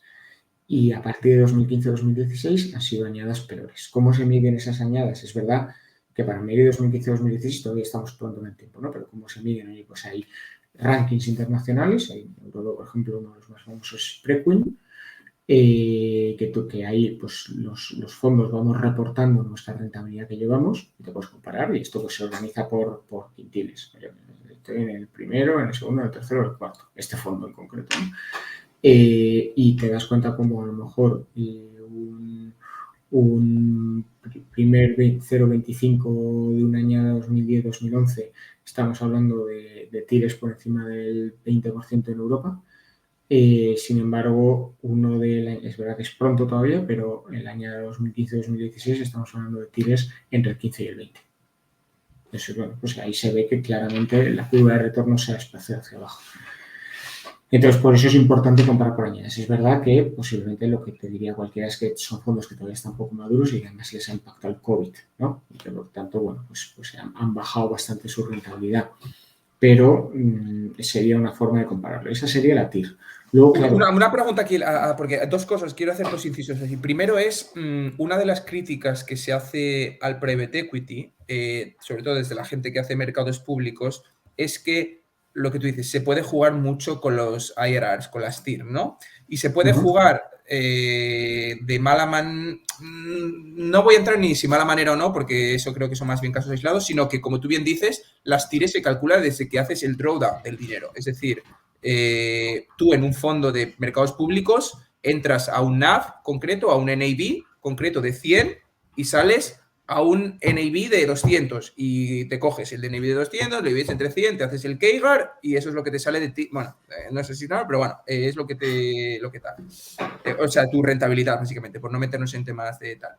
Sin embargo, un private equity, el IRR lo calcula desde que haces el drawdown del dinero y cuando sales, que no tiene por qué ser exactamente pues al final del periodo de inversión, etcétera. Entonces, eso es un poco la crítica que se hace, que cuando comparas el IRR de un private equity, no es muy peras con peras compararlo con un S&P 500, ¿no? Durante el mismo periodo del fondo. Y por eso se hace también, o siempre que se mira la TIR, ¿no? Y me corriges si me equivoco, con el cash on cash, ¿no? Que has hecho. correcto. Es decir, una TIR del 10%, habiendo invertido el día 1 y sacándolo el día 1000, hace un cash on cash mucho mayor que invirtiendo en el año, el día 200 y sacándolo en el 800, ¿no? Entonces, cuenta un poco tu opinión sobre este tema de las TIRs y cómo es importante verlas en conjunto con el cash on cash. Al final, hay dos razones para verlo sobre el cash on cash. Primero es por comparación contra otras alternativas de inversión, ¿no? Para fondos institucionales, incluso para particulares. Bolsa es la más evidente, ¿no? Segundo, porque el mercado, lo he dicho antes, he dado una pincelada antes de que cada vez el perfil de riesgo es superior en todo, en la industria financiera en su conjunto. Eso ha hecho, por ejemplo, que ahora mismo en muchos fondos el fondo se apalanque. Es decir, no solo apalanque la operación, no solo que yo compre con una compañía con capital del fondo, con una mezcla entre capital del fondo y deuda de bancos o un fondo de deuda, sino es que a lo mejor ese capital del fondo no es capital del fondo de verdad, yo no he hecho drawdown, sino que el fondo Te estás tiene una financiando por línea por detrás. detrás que está financiando ese drawdown y la garantía que tiene el que presta el fondo es mi capital call. Yo tiraré para pagarte. Entonces, claro, puede pasar que hagas un TIR infinito. Es decir, yo no sé si ha habido alguien que lo ha hecho, pero me imagino que sí. Que digas, por una única operación, pues si digas, oye, yo compro esta compañía en el año 1 por 10, esos 10 no los he pagado porque los he pedido prestado a un banco contra el fondo. Y cuando he ido a venderla en el año 2, porque ha sido una operación súper rápida, un pase muy rápido, la he vendido por 20 y entonces, claro, tenía que pedirle el dinero a mis socios, pues a mis inversores. Pues oye, le he pedido el dinero a mis inversores para pagar al banco y acto seguido les he devuelto el dinero. Eso es una tira infinita. Sin embargo, caso en caso no deja de ser un por dos. Has hecho 2 veces el dinero. De hecho, posiblemente es peor porque has tenido que pagar unos intereses al que te ha prestado el dinero, ¿no? Pues bueno. Y a nivel de TIR, sin embargo, es una operación maravillosa, ¿no? Con lo cual, por lo general, se compara cash on cash con TIR cuando comparas contra bolsa. Y son esas dos razones. Y tercero, el cash on cash es muy importante porque, como hablábamos antes, a nivel ya de empleado o de gestor, el carry de interés se calcula sobre plusvalías. Entonces, al final, un fondo que hace, o sea, también, igual que hay crítica de gente que vive del management fee, también hay mucha crítica de gestoras y cada vez está pasando más, sobre todo con las gestoras que han levantado fondos en momentos buenos, que dicen he superado ampliamente mi nivel mínimo de rentabilidad, tanto por ejemplo que tenía un nivel de un mínimo del 10%, lo he superado ampliamente. joder, pues ya solo por inflación y por lo que crezcan el rentable de las compañías, me compensa esperar 6 años más, porque cuando venda, pues sí, va a ser una TIR del 11, pero es que esa TIR del 11, millones de euros para el fondo y de carry de interés para los empleados va a ser muy buena, ¿no? Entonces ahí va a ser el juego contrario, vas a tener un caso muy bueno y sin embargo una TIR más mediocre, ¿no? Entonces, bueno, se miran los dos parámetros. Pero claro, aquí estamos hablando todo el rato de inversiones realizadas, es decir, ya cuando el dinero lo has pedido y lo has devuelto. Está lo no realizado, que es el mundo de lo que todavía tienes en cartera. Y a veces incluso calculas tickets por separado, calculas tu rentabilidad de lo que has ya devuelto, tu rentabilidad de lo que te queda por devolver y tu rentabilidad promedio, tu rentabilidad de todo el fondo. Pero claro, ¿cómo calculas lo que te queda por devolver? Pues ahí es cuando entras en el terreno de la subjetividad.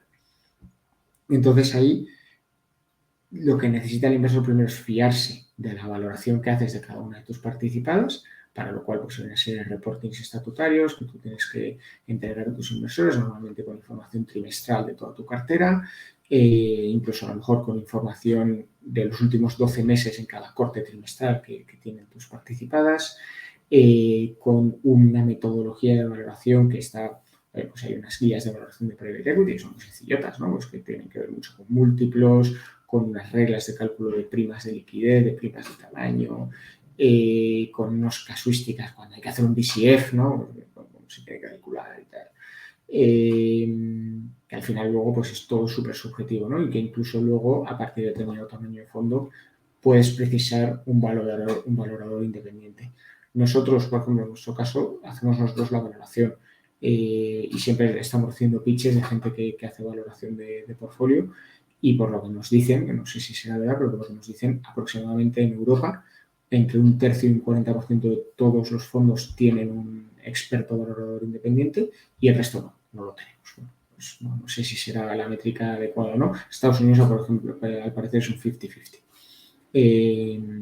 En cualquier caso, pues incluso aunque sea un tercero, va a depender del input que le des tú, ¿no? Va a depender del EBITDA que tú digas que tiene la compañía o de las ventas, la métrica de valoración que sea, del plan de negocio que tiene en el momento, de tu expectativa de salida y del comparable, incluso de la muestra de comparables que le digas que es la correcta, ¿no? Al valorador.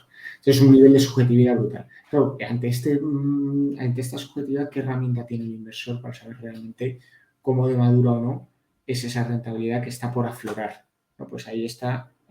Normalmente todo esto se calcula un valor total por inversor, el TVPI, es lo que se dice, es, oye, yo ya invertí sobre lo que he invertido, ponte de ese fondo de 100 millones que hemos hablado todo el rato, pues ponte que se han invertido 50 en 5 operaciones. Y los gestores dicen que esas 5 operaciones valen hoy 70. Bueno, pues el valor total por inversor serían 7 quintos, ¿no? Ahora bien, ¿cuánto de eso me han devuelto? Entonces ahí, pues si me han devuelto 0, bueno, pues si esto es el cuento de la lechera, hay 7 quintos de total valor por inversor, pero me han devuelto 0. Ahora, ¿por qué me han devuelto 20?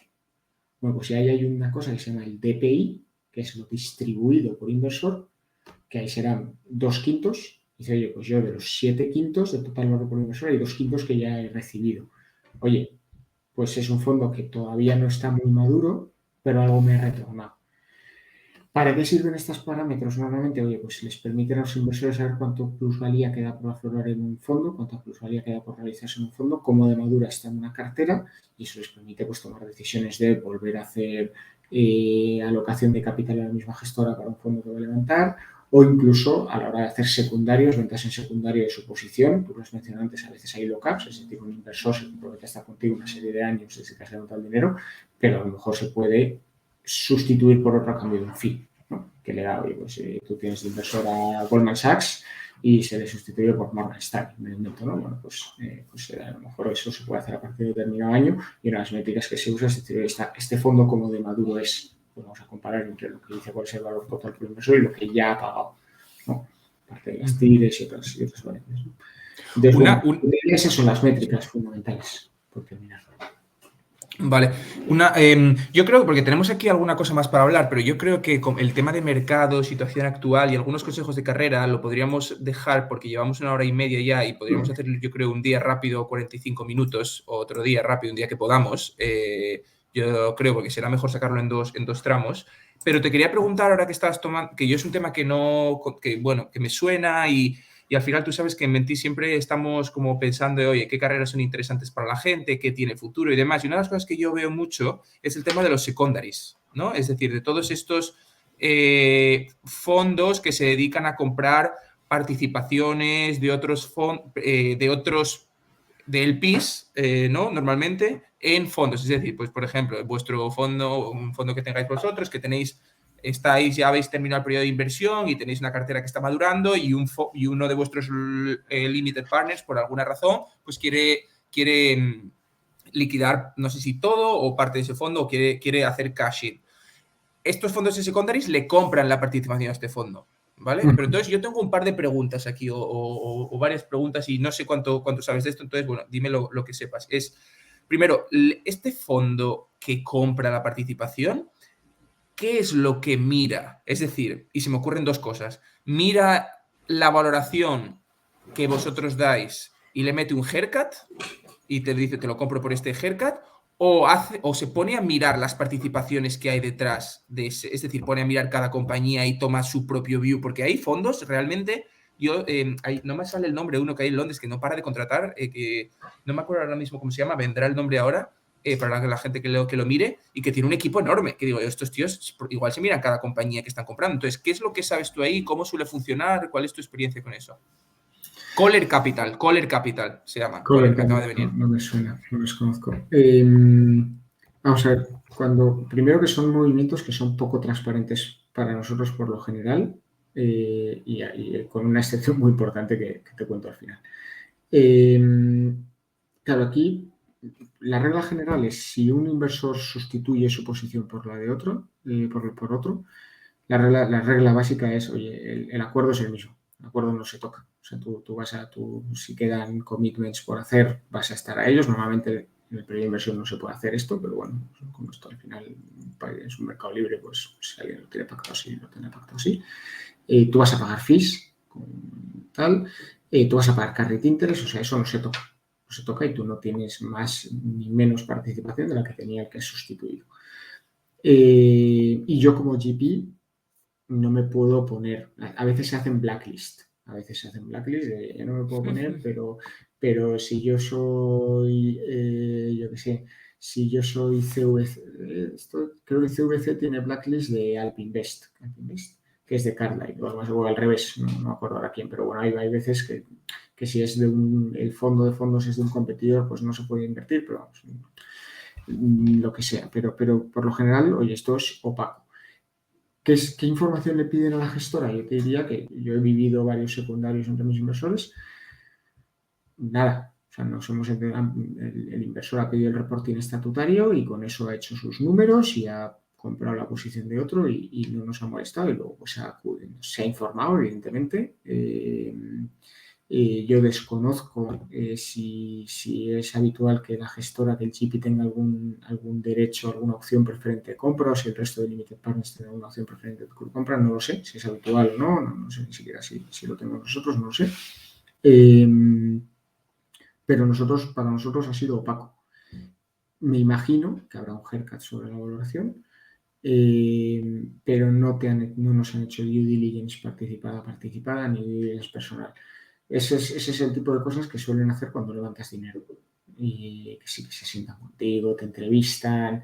Son entrevistas bastante perras, porque cuando haces un fundraising, pues te sientan y te preguntan, pero te viene un tío de Londres y te empieza a decir, pero tú estás contento con tu remuneración. ¿Y qué opina tu jefe?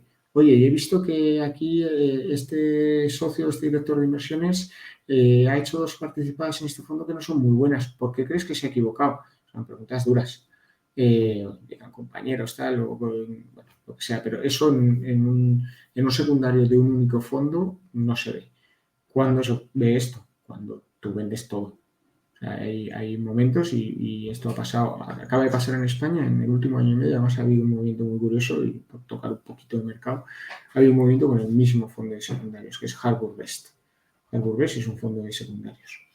Entonces, Harbour Best hace 3 años, creo que fue, no sé si fue hace más, compró toda la cartera del segundo fondo de Portobelo. Portobelo es un fondo de alta riesgo, que además es súper exitoso, está enfrente nuestro y además es socio nuestro en una inversión que acabamos de hacer. que les hemos vendido a ellos y nos hemos quedado reinvertidos. Ellos pues cogieron y vendieron todas las participaciones de un fondo, todas las compañías, se la vendieron en vez de a un grupo de inversores, se la vendieron a un único inversor, que era Harbour Best. Entonces esto me imagino cómo lo hicieron, porque Nazca en su día también lo hizo con el fondo 2, con Alpine Best.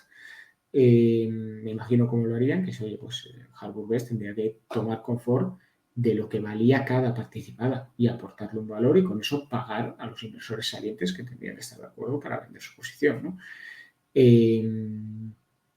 Y posiblemente incluso hubo algún pacto de salida precipitada para que, oye, si tú dices que esto vale 200, pues yo te digo que la tienes que intentar vender el primer año después de mi entrada para retornar algo de capital, lo que fuera, ¿no? Y digo que es muy curioso porque Harbour Best acaba de hacer la primera operación en Europa de Venture Capital y ha hecho un secundario, ahora igual que ha hecho con Portobello, que es un private equity tradicional, un fondo, bueno, pues el fondo serían 300 y pico millones, 400 millones, no lo sé. El último fondo que tiene son 600. Es un fondo grande en España, muy renombrado. Pues Harbour Best, que son estos tíos que hicieron una operación con Portobello, acaban de hacerlo con Kibo Ventures, que es un fondo de Venture Capital español, pequeñito, comparado con Portobello, son 40 millones de euros, y ha comprado toda la cartera de Kibo, la ha comprado Harbour Best, es decir, que con los mismos bolsillos ha financiado una operación de secundario en Private Equity tradicional y una operación de secundario en Venture Capital, ¿no? O sea, Lo que no se sabe es si por Kibo ha pagado 40 o ha pagado 120, en función de cómo estuviera de bullish Leyendo con a la los estrategia, socios ¿no? de Kibo por Twitter, parece que ha pagado más de... Sí, ha pagado bastante, ¿eh? O Ha pagado sea, bastante, parece ¿no? que están bastante contentos, te Ya, diría. ya, ya, Y ha ya, sido ya. una operación exitosa, o sea que... Sí, o sea, bueno, volviendo a tu pregunta. Yo creo que es una carrera interesante porque te permite ver lo que es un LP, pero te hablo desde el desconocimiento, ¿eh? Te permite, a mis ojos, ver lo que es un LP, te permite entrar en participadas, en monitoring de GPs, e incluso hacer operaciones en secundario. Ahora, este mundo está evolucionando muchísimo en los secundarios y está empezando a haber secundarios single asset.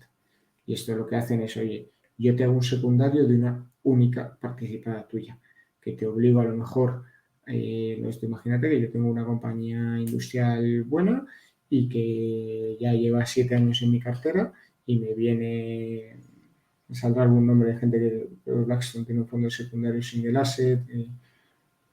Bueno, me saldrá algún nombre luego, seguro. Eh, Moelis tiene un fondo secundario single asset bastante potente en Europa. Tú tienes una compañía muy buena industrial y llevas 7 años con ella y está en un fondo que ya está en periodos de inversión. Yo llego y tú quieres seguir jugando con ella. Yo llego y te digo, oye, mira, yo te aporto capital para comprarte a ti y a tus inversores. Tú me reinviertes en ella normalmente el carried interest que devengues por esa operación. Te voy a pagar un fee por este único single asset, normalmente menor al 2%. Y me voy a comprometer a meter más capital para hacer un play de consolidación a nivel mundial o a nivel europeo o lo que sea. Y luego vas a cobrar otra vez carry sobre esta misma participada, además de lo que has reinvertido en ella, ¿no?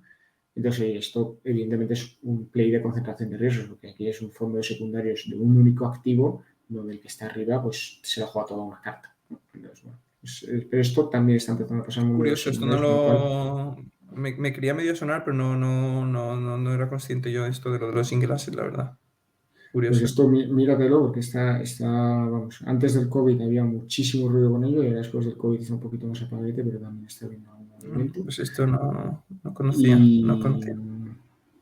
y bueno, yo te diría que entra dentro de las dinámicas de asunción de riesgo en las que estamos viendo ahora. Pero dicho esto, a mí me parece una carrera bastante interesante, la de secundario. Seguramente será algo más tranquila que la inversión en primario, pero súper interesante igualmente. Justo te iba a decir, estaba mirando aquí la web de Coller, el de Coller Capital que os decía, para que veáis que esto es una industria grande y creciendo. En enero 2021, Coller ha levantado un fondo de 9 billions para hacer secundarios. O sea, 9 billions. O sea, que es un bicho importante, importante no, enorme, básicamente, para que os hagáis una idea. Pero bueno.